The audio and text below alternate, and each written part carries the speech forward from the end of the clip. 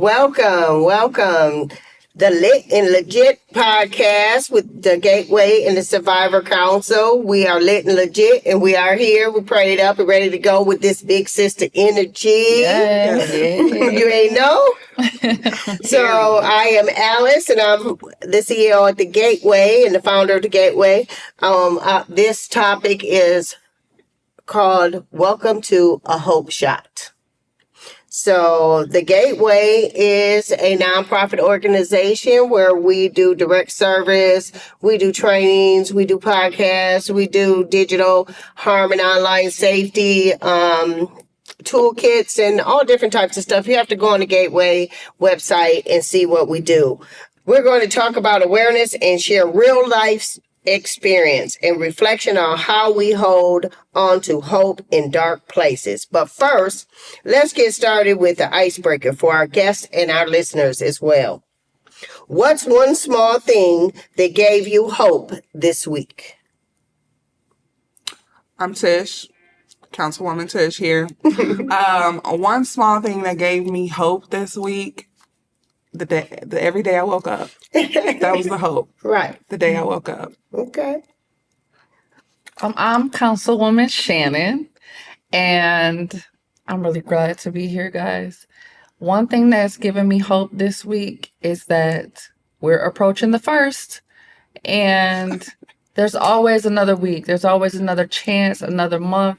I don't know if this will be the last day here, by the grace of God. I hope I make it another one, but I get another chance. So, hi, Councilwoman Tara.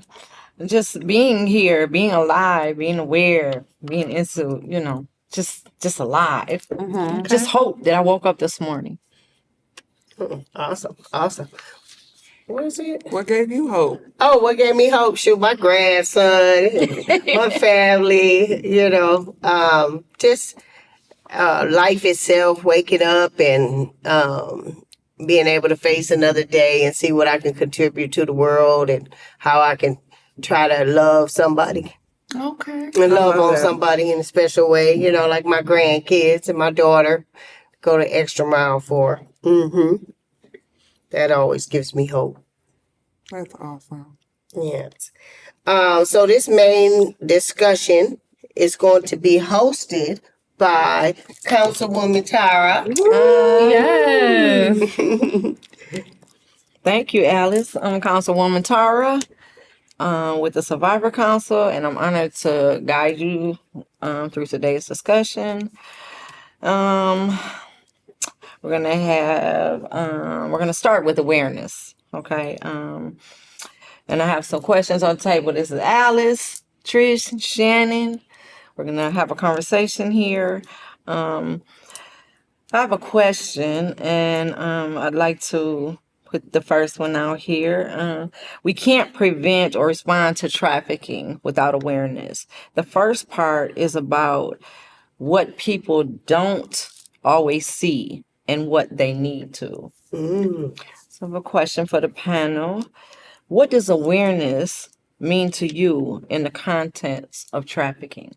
This means war. Absolutely. This means war. So what does awareness mean to me in the context of trafficking? Awareness means knowing what it looks like. Yeah. Also being aware of the myths too, because sometimes we're making decisions based off of the myths that it's going to be an 18-wheeler and it's happening. The person is going to be taken out of Detroit and taken to Russia, or no, that kind of stuff is happening in our own backyard. So being aware of educating ourselves that what it looks like, and education is awareness, period. I'm just going to leave it there. Right. You can't defend against something you don't know exists. Right? Say that? Yeah. Go ahead. Got something? I agree with Tish. Awareness is about educating yourself. Exactly what are we up against? Who is this affecting? And really, how can I protect myself? So Awareness is just being informed Yes. and not being oblivious or naive to think, oh, that's not going to happen in my community or my Right. neighborhood. Right. Or it wouldn't happen to my boys, just not being naive and keeping an open mind. I agree. Thanks, ladies. What's one myth about trafficking that needs to be corrected? It can't happen to me. That's a myth. It can't happen to Number your one. son or your daughter. That's a myth. It can happen to anybody. Any place, anytime. The myth that comes to mind for me is that it only happens to women, promiscuous women. I think the victim or the audience is a certain demographic, and that's not true. Right. They try to put you in a class of, Right. but truthfully, it's not a respecter of person or race or Gender. age. or religion, Right. So understanding, and that goes back to awareness and just understanding the overall of what it really is, what it really looks like, and how can I help? One of the big myths for me, especially in leadership, is that survivors only have their story. Like, you know what I mean? They want to put the survivor up there, have her tell her story and pour her heart out, and then have her leave and let the professionals share. But it is survivor leaders who wrote the blueprint Right. from the beginning. It was our experience. Right. That's the only reason why now that they have these trauma-informed seminars Right. and somebody had to go through this. I almost said a curse word. Somebody almost had to go through this in order for us to know even that this thing exists. So we need to work on educating ourselves and being open-minded about this topic. Thank you. Got something, Shannon? She's here. Okay. Describe a time you realized you were being exploited or manipulated. Wow. We're getting deep, y'all. Let's get to it. Early. I ain't brand new to this, but I want to share a time I don't know. I think I was. There's so many. Like I can't even wrap my head around just one, but I could have been manipulated. A time when I was being manipulated. What was the question? Exploited or manipulated. Exploited. So, I've been exploited and manipulated in recovery. You know what I mean? It didn't have to be while that was happening. In recovery, I found that when people find out that you are a survivor, they'll try to use your knowledge and then build a castle. Like build, you know what I mean? Like they'll take your knowledge and your passion and they'll build something and then not even have you be a part of it. And I find that as exploitation and manipulation. You guys jogged me back to something I may have tried to forget. And I don't think I've ever told this story. In elementary school, I was on a playground, which there was equipment, but not much. It was a lot of dirt, like grassy area. And it was a bigger kid that was hugging me. And it may have not seemed sexual, but I couldn't escape. Right. And I had to be 5 or 6, but I can't forget this feeling where I was not able to be free. I screamed for help, and not to get, too graphic because it could be triggering, but I was definitely manipulated way too young to know what exploitation even meant. And the fact that it was an older kid taking advantage and no one was there to help me, I felt so alone.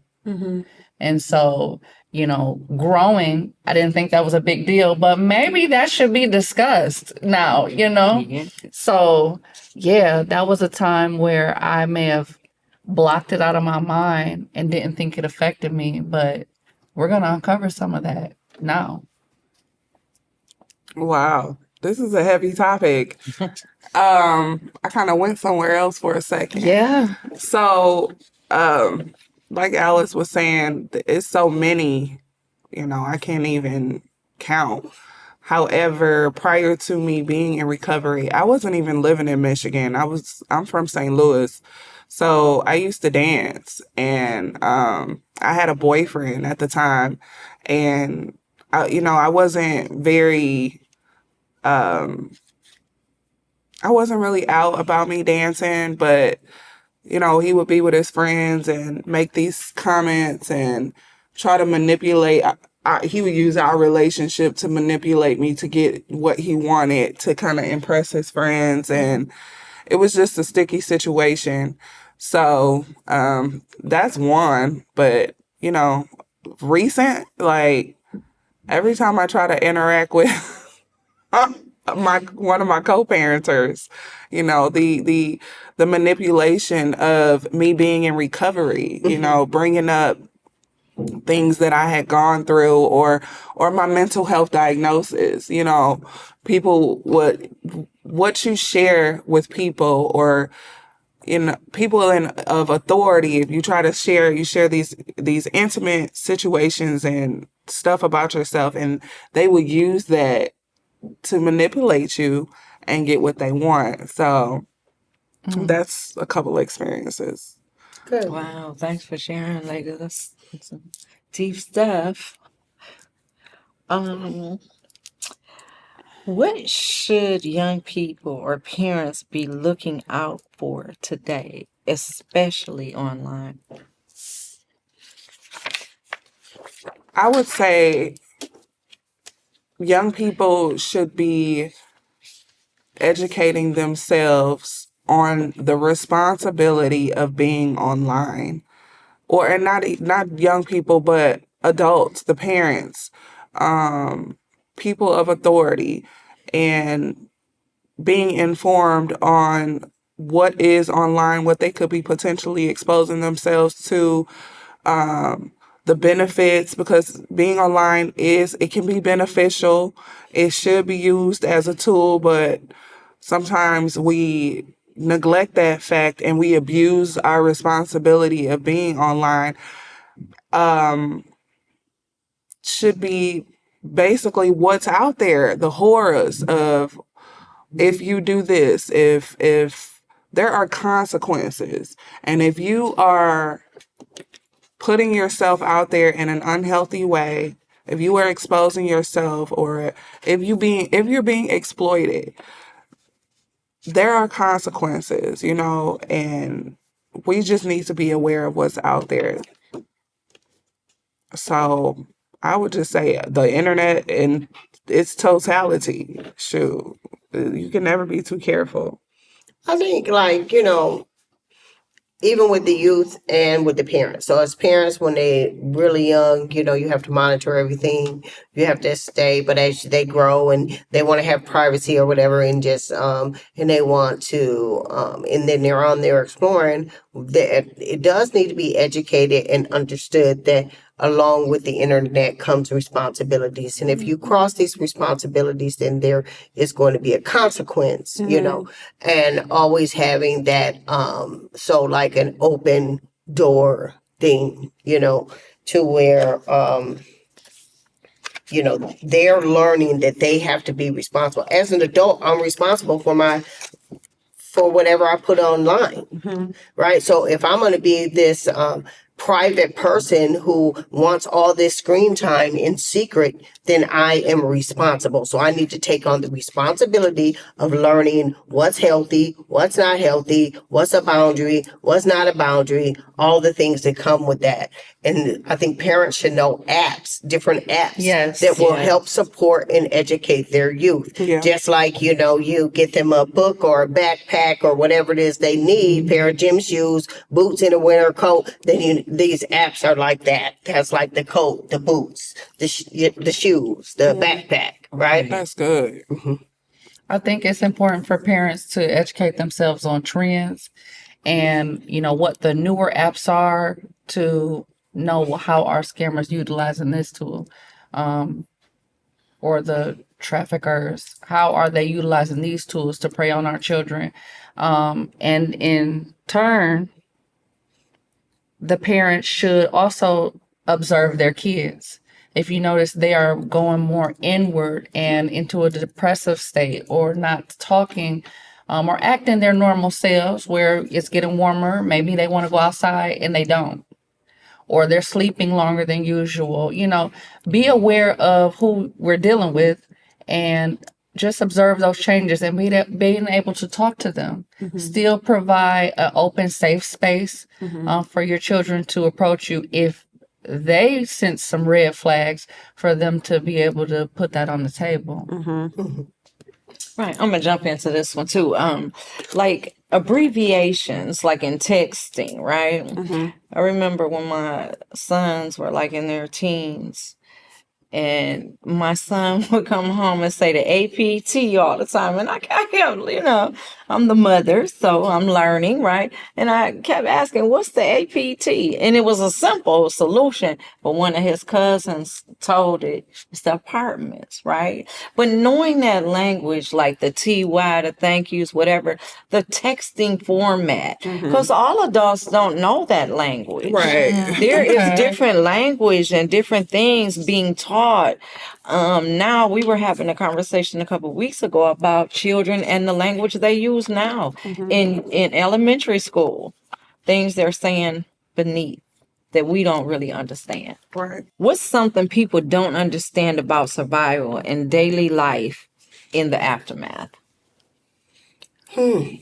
That, I think we spoke on it earlier, but it's just the everyday challenges of starting over. When you start over, you might need an ID, a birth certificate, a social security card, a place to live. You might need, you might need mental health. You might need everything. Right. Like, you know what I mean? Like, and so I think that's the biggest misunderstanding to people. Like, oh, like Tish was saying earlier, like just go, or Shannon, just go get your life together. Okay, what does that look like? And so I think that's a big challenge, because when you've always done something for a long time, or you got accustomed to doing something one way, and then to have somebody just come and say everything you got to stop and get it together. What? That's why it's so important for us to, when we're going about in our daily lives, when we're moving around, meeting people, interacting with other people, and that we keep an open mind, because you don't know what the next person's been through. You don't know what their experiences are, how they have shaped them into their beliefs and their perception. So that leads us and guides us into a misconception, and how we probably need to shift our perception and how we perceive things. Because just because you see it in one way doesn't mean it's right. Right. Doesn't mean it's correct. So what we don't understand about survival and daily life in the aftermath is we don't know. We don't know, and that's okay too. That's okay to not know, but keep an open mind when you're out in this world. You don't know what people go through. And we just, and that's okay too. But that's how you learn. Right. That's how we learn. We need to educate ourselves And be kind. Just treat people like with general kindness. What's wrong with that? That goes back to kindergarten. Right. You treat people how you want to be treated. Right. You ever heard that saying, do unto others as you do unto yourself? Yes. Thank you. Real simple. Simple. Right. I think it's a myth that, people can just get away. They can run. And that it may not be necessarily sexual. It can be financial exploitation, mental abuse, emotional abuse, and those, kind of really get into one and dig deep. So the aftermath of it all, it's layers Right. that you can't see, or know what someone is dealing with, like Tish was talking about. So, Because when you talk about coercion and familia and gang and I mean, it's so many different levels in the thought process of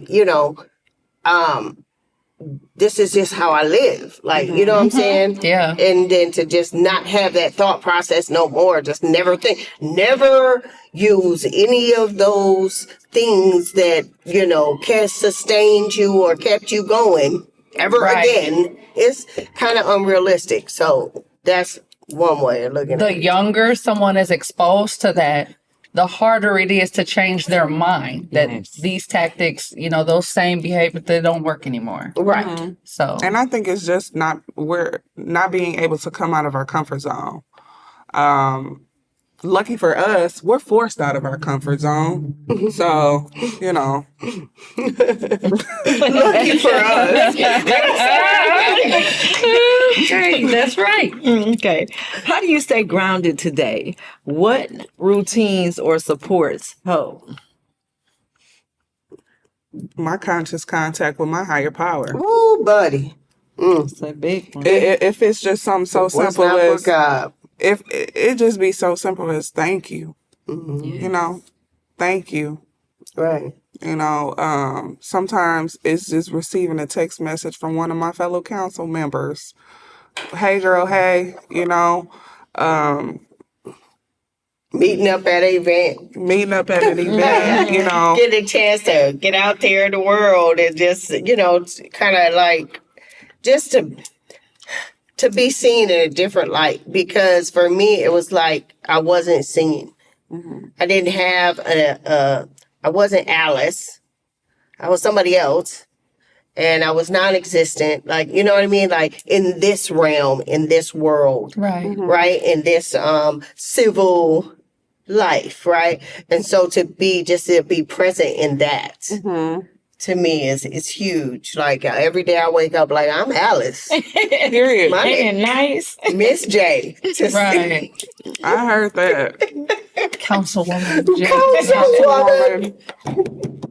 I think checking in with the women that really support, that really helps me stay grounded and doing service unto others because it's so fulfilling Yes. to help others, and then makes you feel important and confident. So getting outside of myself and not focusing on what I can put on to feel good, but what I can do in the world. And what I can put into somebody. Exactly. See, that putting in, like that do it for me. Like, when I see you and I meet you and then I see like, oh, I got something I can put into them and they can put into me and we can be better because of that. You know what I mean? Like, that ain't where we come from. No, it's what can I get? It was What can I like, take? it was like competition and, the audacity of you. The audacity of you. To be cuter than me. Oh. Just that simple. Like, and to go from that space to being like, thank you, God, for blessing me. This is amazing. And just being able to see like this is, and then on top of that, to know like what you're doing is aligned with God's will, like for the people. And, it's good. It's all good. It's all love versus it was not. I love that. That's such good stuff, Alice. Thank you. What's been the hardest part of navigating life after the life? And what we just talked about. No. Alex, no. It's good to laugh, ain't it? Yes, It is. You gotta laugh. Yes. When nobody's perfect, like really Right. trying to like Let's that's keep not it what real. we're portraying. We're just portraying just like this Having is a good time. right. Yeah, real sis talk. Real sis, big sis energy. I don't think that really is the hardest part. I think the hardest part was the life that I left. I think that this part now is I'm getting comfortable with being uncomfortable. Yeah. Change only happens in uncomfortable spaces, so I'm getting used to that uncomfortability. Of course, it does not feel good, but I'm slowly starting after 2 years and 8 months. I'm slowly starting to get out of the instant gratification and more into F your feelings. What is better? Ooh. Yes. Do you want to feel better or do you want to be better? Yes. Yes. So- I love that. Me too. The transition in that and accepting that something must change. That is tough, but once you choose life, Yes. once you choose Choose you, life. Yes. What? it's so gratifying. It is. So the transition of realizing, wait, something is wrong. I have to do things differently. That is tough to accept because it's cognitive dissonance. Whenever we're told something, we believe this and this is what it is. And some information comes in and ruins your fantasy or idea. Oh, girl. That transition into wait, I know what needs to happen. That's tough, but when you get on the other side of it, it It's really very is rewarding. beautiful. Yeah. Yeah, very rewarding. I think the challenge of change, like I'm a very competitive type of person. Yeah, I was even, before I now still am. And so it was like change was was something that I had to overcome. Like even though it was uncomfortable, and it still is even today. Like even when I encounter change, it's uncomfortable, but I be up for the challenge. And that's the difference between then and now. Like when I first started this journey, it was very scary. Like I was like walking on eggshells. Now when the challenge come, I'll be like, okay, let's get to the solution. How we gonna do this like the Matrix? Yeah. And so I think once you realize that it's not a defeating obstacle, Right. that as long as you got God and you doing the right thing for the right reason and you trying to be a better human being, that you gonna win and you gonna win. Right. Even when it's challenging, you still winning. Right. I think y'all triggered a thought in me too. It's like misinformed people give misinformation, right? So some of the things that I learned, the misinformation that I had to do away with before I could get to the real. Do away with, shed some layers of misinformation so that I can get to the good stuff. Right. Right? Yeah. And that's gonna come along with therapy and time and consistency and doing the right thing for the right reason, living and learning. All that comes with time. Bringing me to the next topic, hope in the dark. I love me some hope. Finally, we want to talk about hope. Not the easy kind, but the kind you build when you don't have much left. A hope that holds you together. What was there a moment when you first felt hope, even in the middle of the darkness? Not everybody talk at one time.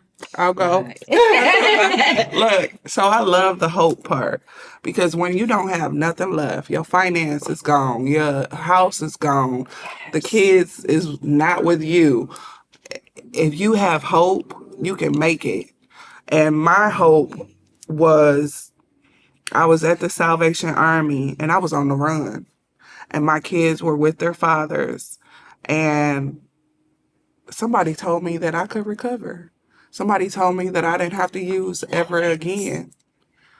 And it just ignited in me when I got honest about what I felt. Yes. That was, after the honesty, I felt the hope.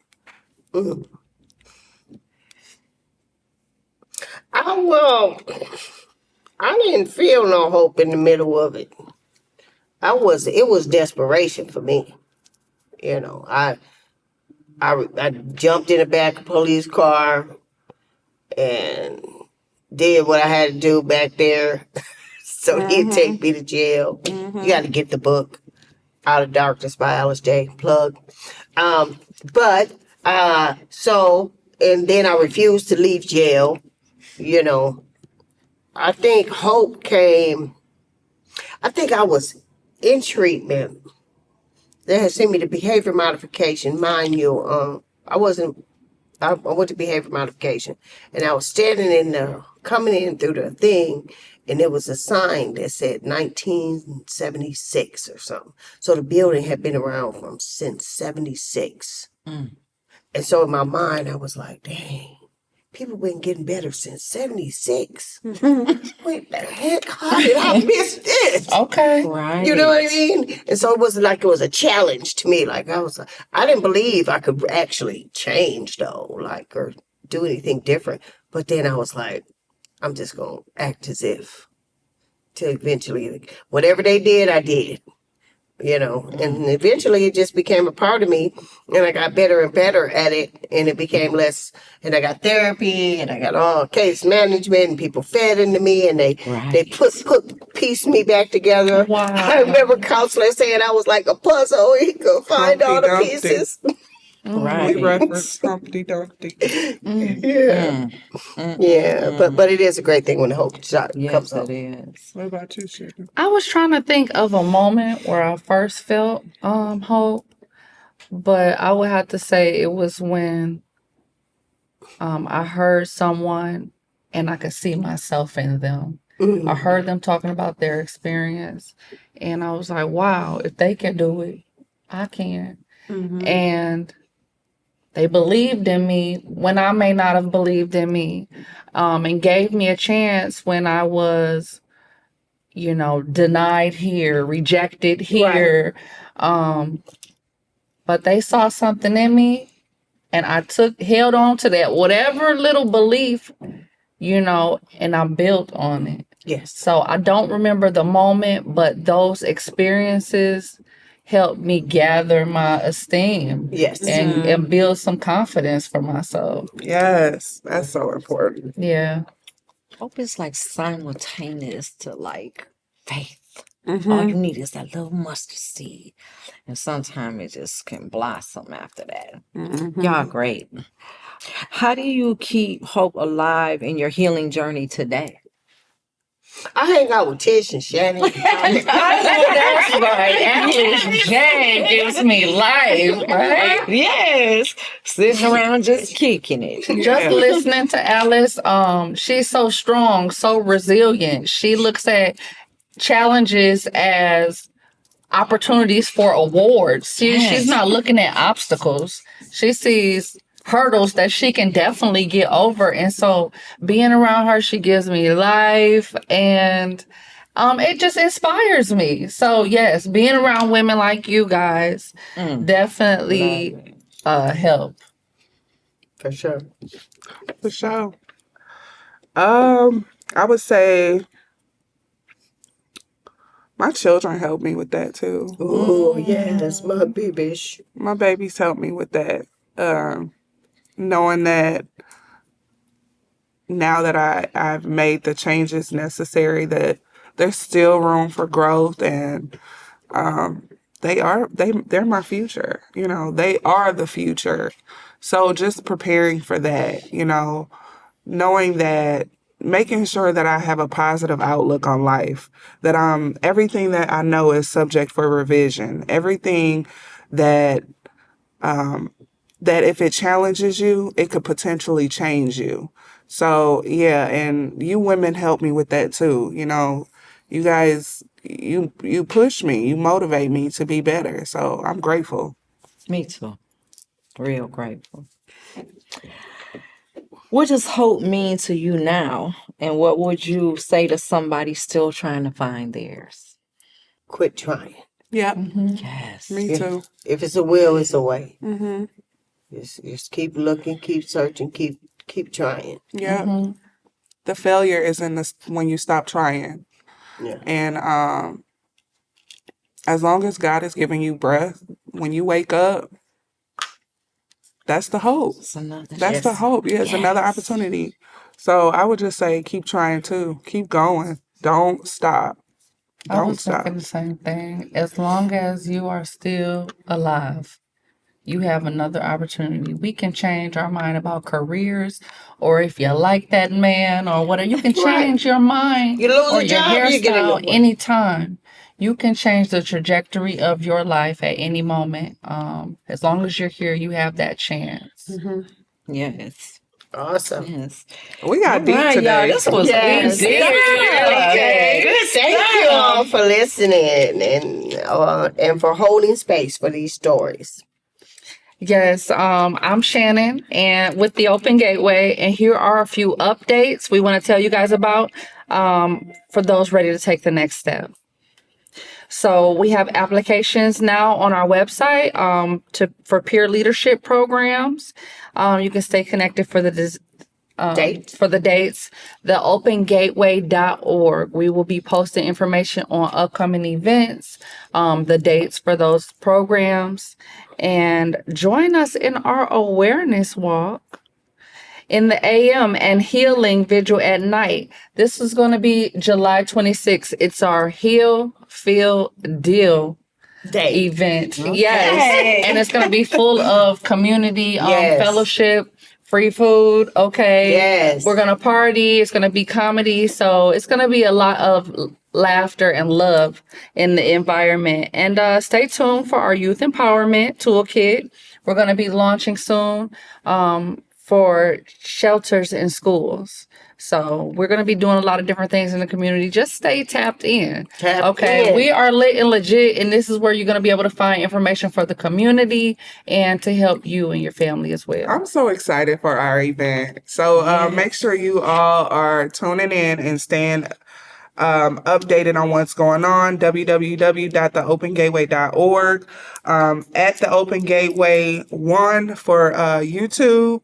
Our Instagram is the Open Gateway, and make sure you do get on the website and do the what is it called, Alice? The speak pipe. The speak Come on, pipe. chime in. Chime in. Leave a message and let us know how you think we're doing. Do you like the topics? You can comment, share, and like on all platforms. And also, if you have any suggestions on topics that you want us to discuss, any apps that we should be knowing about or we could share with our children, the youth, get involved. This is your opportunity to become your own advocate. We love you, and we'll see you soon. See you soon. Bye. Right.